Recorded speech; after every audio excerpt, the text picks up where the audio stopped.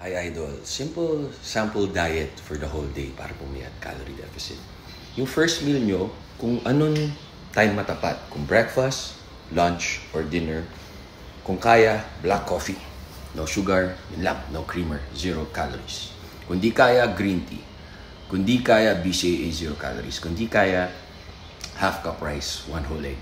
Sunny side up, air fryer, sarap nun. Second meal, kung kailang magutom, after 5 hours, or after 6 hours, after mag-workout, or before workout, kung kailang kaya, half cup rice, fish, lean fish, kahit ano, kung anong kaya sa budget, tuna, salmon.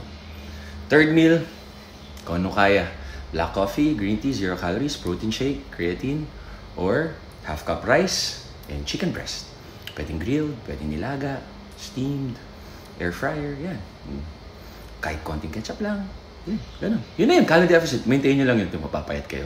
Tapos konting walking. Tama kayo, mali ako na doctor.